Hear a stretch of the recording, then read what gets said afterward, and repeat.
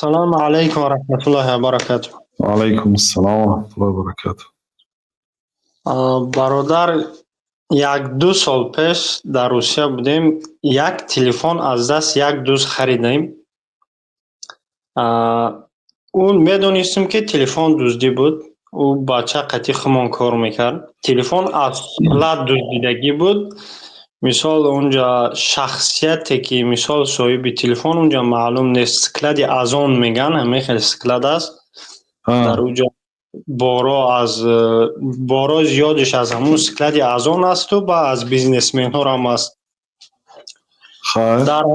در همون جا همین سوال به فکر من نیومد که همین تلفن دزدی هست، همین دزدیدگی هست، اجازت هست همین خریدن یا کی نه. نرخ تلفن بلند بود، او که مثال دزدیده بود، من از دست او ارزان خریدم. حاضرم همون تلفن ما استفاده میبرم.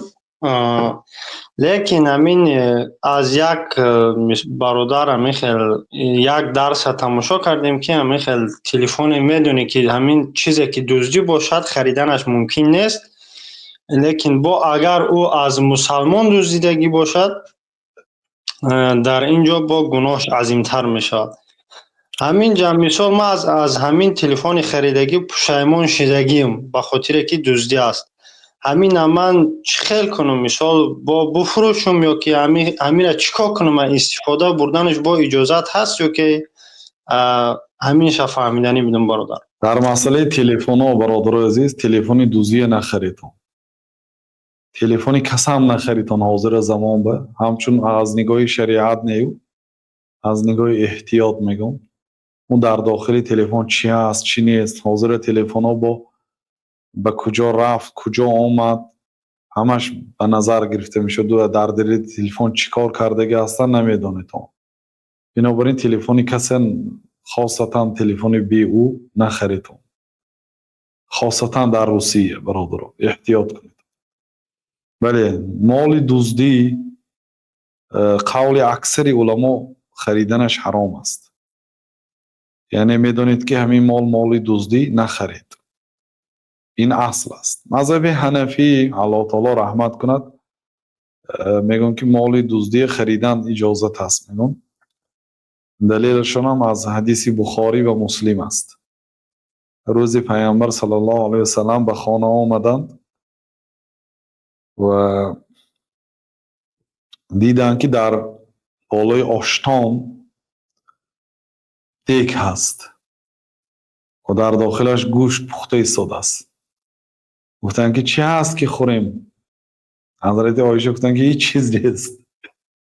بعد گفتند که آخه من نمیبینم که گوشت در دیگ است. او چی هست؟ گفتند این صدقه است. اون به بریره صدقه شدگی هست. صدقه به پیامبر صلی الله علیه و سلم حلال نبود.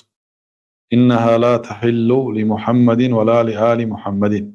وقتی که حضرت حسن کودک بود به خرمای صدقه دست دراز کرد، پیامبر صلی الله علیه و سلم کیخ گفتند. این حدیث امام بخاری در باب سخن کردن با زبان فارسی آوردن در صحیح بخاری. یعنی که کیخ ما تاجیکا میگوییم کو، پیامبر صلی الله علیه و سلم کیخ گفتن، به تاجیکی گپ زدن. گفته امام بخاری در صحیح بخاری آوردن باب درباره در با زبان فارسی حرف زدن.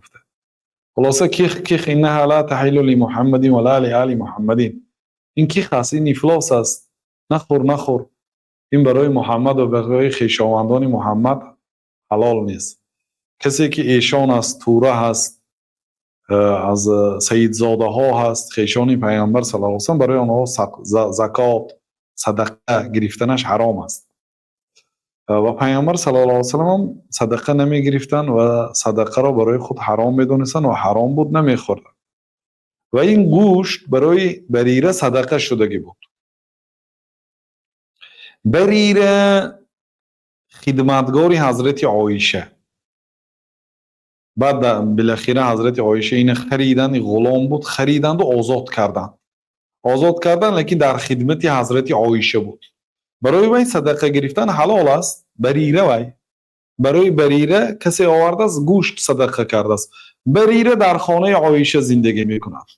بریره خانه ندارد. در خانه عایشه گوشت پخته ایستاده است.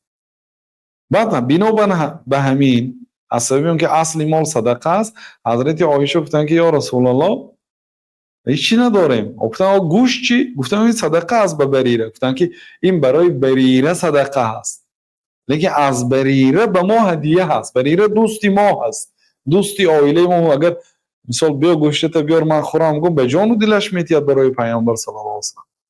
از بریره به ما هدیه هست. گفتن بنابراین مذهب حنفی میگن که دست که تغییر یافت حکم تغییر مییابد.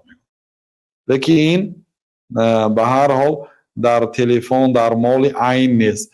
مثلا بعضی نوع دزدی ها هست، ماشین های دزدی که از طریق مثلا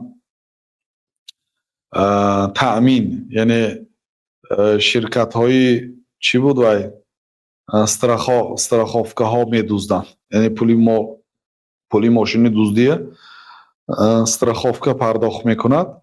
اون مسئله هاش دیگر است. یعنی من از مسئله تلفنتون میگم. و هر حال اصل یعنی که وقتی که شما میدونید که همین مال دزدی هست، همین شما میخرید، شما شریک هستید. یعنی به هر حال همراه هستید، یاردم دادید برای گناه. شما باید بگویید که چون این چند پول فلان پول این دزدیدی، حرام است دزدیدن. شما باید نه نصیحت کردید، نهی منکر هم نکردید، امر معروف هم نکردید که کار حلال کن دزدی رو ترک کن. برعکس شما کمک کرده خریدید، شما به گناه یاری دادید.